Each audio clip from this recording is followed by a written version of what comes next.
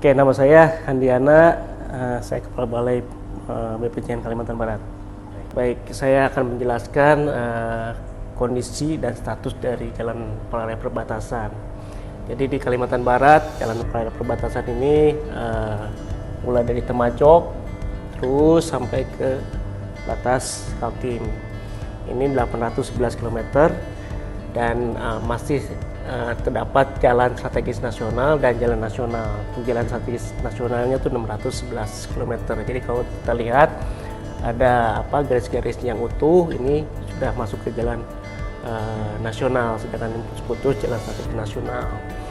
Jalan perbatasan ini diinisiasi tahun 2019 ya, dari Temajok sampai ke Kaltim. Nah, karena saat itu kondisinya masih jalan tanah, dan tahun 2017 sampai 2018 gitu ya, kita akan fokus pada pengembangan di ruas Temajok ke Simpang Tanjung dan juga di daerah Nangabadau ini. Kenapa? Karena di sini ada KSPN Sambas, juga ada KSPN Danau Sentarum ya, Sentarum. Jadi fokus kita itu membangun di Temajok ke Simpang Tanjung dan berakhir di tahun 2022 gitu kan. Dan ada tiga segmen sebenarnya dari Balai Karangan, Rasau sampai untuk Nangabadau. Ini kita masih dalam proses pengerjaan dan akan berakhir pada tahun ini dan juga tahun depan dengan kondisi fungsional gitu kan, ya, RPC. Yang tersisa mungkin adalah di Simpang Take seluas ke Simpang Sotas dan juga Nangaera ke batas Kaltim. Nah, untuk tahun 2023-2024 di Nangaera batas Kaltim segmen hingga kilometer 76 sudah kita tangani dan mungkin berakhir di selesai di tahun 2024. Simpang Take ke Sotas ini yang mungkin jadi PR bagi kita karena memang ini masih terbuka agregat dan harus kita tanganin, sedangkan untuk ruas dari Nangaera khususnya kilometer 76 sampai ke batas kami masih belum terbuka. Ini jadi PR kita ke depan untuk bisa menyelesaikan 811 km ini. Dan kami dari Balai BPJN Kalbar sudah membuat program mengenai penuntasan jalan perbatasan sini, dan kita sudah sampaikan kepada direktorat untuk bisa kita segera tangani dan mulai program penuntasan ini dari kami sampai 2029 ya. Sampai 2029 kita bisa tuntaskan. Tapi itu tidak terlepas juga dari target rensa yang telah ditetapkan oleh direktorat pembangunan jalan. Mungkin seperti itu yang bisa saya sampaikan. Selamat sore, Bapak. Saya Chandra Prastia dari Kasatker Perbatasan Kalbar, Pak. Ini menangani ruas dari mulai Temajok, Pak. Temajok di sini sampai dengan Nangaera batas Kaltim, atau dari ujung Provinsi Kalimantan Barat menuju ke arah Kalimantan Timur. Total panjang yang kita tangani, Pak, itu total 605 km, Pak, kurang lebih dari total 811. Nah, kenapa ada selisih? Karena ada beberapa ruas yang masuk di dalam jalan nasional. Contoh di Lanjak sampai dengan ke Putusibo dan ke Nangaera. Dari 605 itu kami ada 4 PPK fisik dan 1 PPK pengawasan, Pak. Jadi untuk PPK fisik pertama itu dari Temajok sampai dengan Arok, Pak, di sini, Pak. Arok sampai dengan Simpang Take. Itu saat ini di tahun 2023 ada pekerjaan pembelian rutin jalan dan pembangunan pusat informasi, Pak. Ruas ini dari Temajok, Arok sampai Simpang Take itu sudah full aspal, akan tetapi ada 500 meter yang belum tertangani akibat perlu ada penanganan lebih lanjut, Pak. Jadi dengan penanganan badan jalan biasa tidak bisa, kami mengusulkan untuk ditangani melalui penanganan PLSLab Pak. Usulan sudah dimasukin ke Direktorat Jembatan, akan tetapi untuk periode 2024 belum bisa ditangani. Mungkin kami akan coba dorong lagi nanti di pertengahan tahun 2024. Jadi ada missing link di sini di ruas Simpang Tanjung sampai dengan Simpang Takek kurang lebih 500 meter yang belum bisa ditangani. Terus dari Simpang Takek ke Siding atau Entikong itu ditangani oleh PPK 2 Pak Windiarto Abisetyo Pak.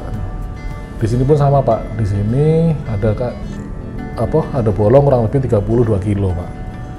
32 kilo yang belum ada penanganan. Nah, ini kami sudah mengusulkan juga ke Direktorat Pembangunan Jalan untuk ditangani Pak. Meskipun outputnya nggak harus aspal, tapi kita bisa ngejar ke fungsional. Nah, di tahun 2023 ini hanya ditangani melalui pemeliharaan rutin aja Pak. Rutin. Terus untuk ruas dari Entikong sampai dengan Raso Jasa di sini Pak, kurang lebih itu ada satu paket pekerjaan Pak. Itu penanganan ex konblok Pak. Jadi ada paket yang putus kontrak di 2017, di 2019 Pak. Terus ini paket ini baru mulai dikerjakan di 2022 Pak. Jadi ada gap kurang lebih 2-3 tahun yang hanya ditangani melalui rutin akibat tadi Pak proses putus kontrak yang lama Pak. Nah, penanganan ini Pak dikerjakan oleh PT Lambok Pak. PT Lambok dengan total penanganan kurang lebih 48 kilo. 48 kilo yang terdiri dari 10 kilo kurang lebih itu CTRB, 16 kilo itu SCB, dan sisanya itu di LPC Pak. Total kurang lebih 48 kilo. Setelah tadi Pak, dari Raso di sini dengan Simpang Kanto itu ditangani juga oleh PPK 3, itu dengan total penanganan kurang lebih 67 kilo Pak. Dari 67 kilo itu 5 kilonya adalah produk aspal dan 62 kilonya itu adalah produk LPC. LPC lanjut, nanti dari sini Pak ada paket lagi Adikarya Pak yang sekarang sedang berjalan. Itu 33 kilo itu dikerjakan sampai dengan blacktop Pak. Blacktop saat ini masih berjalan dan mudah-mudahan nanti di akhir 2023 bisa tuntas. Dari PPK 3 ini Pak kita lompat langsung Pak ke PPK Perbatasan 4. Jadi lompat, kenapa lompat? Ini tadi masuk dalam penanganan di Satker PJN Wilayah 3. Jadi lepas dari Nangabado Pak, lompat langsung ke Nangaera. Nah, di Nangaera ini ada kurang lebih sekitar 140 kilo Pak. 140 kilo itu kondisinya jalan tanah dan masuk dalam kawasan hutan lindung maupun taman nasional. Jadi di sini tantangannya adalah masuk dalam kawasan Pak. Memang secara pekerjaan dia lebih mudah, tapi secara grade atau konstruksi agak lebih sulit karena banyak motong bukit dan persisian dengan Sungai Kapuas langsung Pak, hulu Sungai Kapuas. Nah, di paket Nangaera Batas Kaltim ini tahun ini sampai dengan nanti pertengahan 2024 itu ada paket pengaspalan kurang lebih 24 kilo Pak. Ditambah di tahun sebelumnya, sehingga total penanganan di nanti setelah 2024 masih ada kurang lebih 113 kilo. Nah, kendala kami di paralel itu ada 2 spot Pak setelah penanganan paket di tahun 2023 ini, yaitu di Siding Sontas. Tadi 32 kilo yang masih tanah yang perlu di-upgrade ke LPC maupun Unpave Pak. Terus di Nangaera ini Pak, ini 113 kilo yang perlu kita pikirkan Pak. Itu seluruh link dari Temajuk sampai ke Batas Kaltim itu bisa terbuka dan fungsional meskipun outputnya bukan aspal. Ada sebagian yang di aspal, tapi yang kita kejar adalah konektivitas Pak. Jadi penyelesaian pekerjaan jembatan darurat, kayu lok maupun upgrade dari Aramco ke Bokalvert serta peningkatan dari tanah ke agregat Pak. Mudah-mudahan juga bisa ke aspal. Itu yang menjadi harapan kami Pak. Nah, tantangan kami Pak di perbatasan ini adalah mengingat sebagian besar kawasan itu ada dalam ruas jalan ini ada dalam kawasan Pak ya. Ada satu di daerah Aro, satu di daerah Entikong ini Pak, satu di daerah Danau Sentarum, dan satu di Taman Nasional Tunggrihun. Nah, terus untuk area di Entikong ini sampai dengan Raso Pak, di sini itu juga ada sumber kuari, hanya ada di daerah Entikong Pak, ke dalam nggak ada Pak. Nah, makanya kenapa Di ruas Entikong sampai dengan Rasau dan Rasau ke Kanto, opsi kami adalah menggunakan LPG maupun SJB, Pak. Pertama karena di sana untuk material sungai itu banyak, Pak. Itu bisa kami gunakan untuk blending LPG, Pak. Terus kedua, kenapa SJB? Secara konstruksi biayanya lebih murah dibanding kami harus mengangkut dari Entikong jalan darat sepanjang kurang lebih 200 kilo. Itu biayanya akan membengkak, Pak.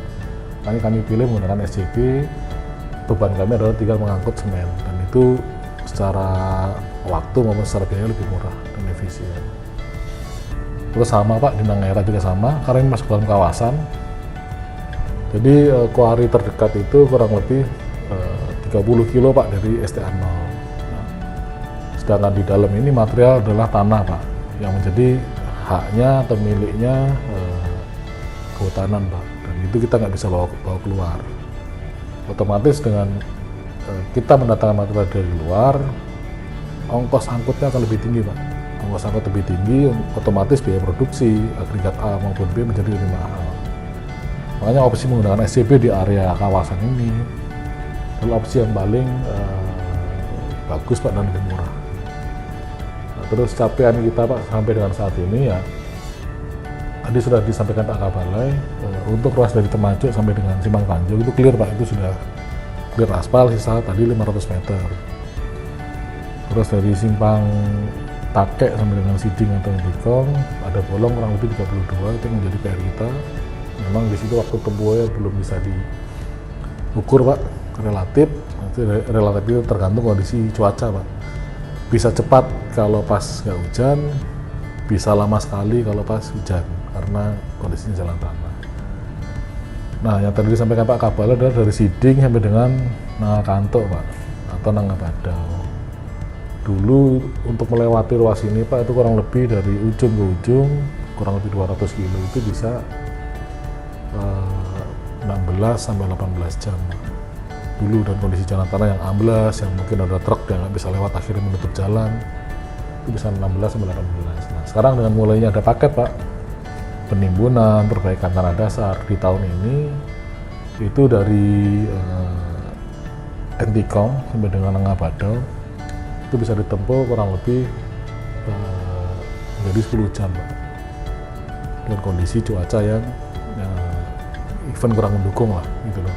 Jadi memang dengan adanya paket ini, 3 paket multi-use di Entikong sampai dengan Badung itu, waktu tempuh menjadi lebih cepat.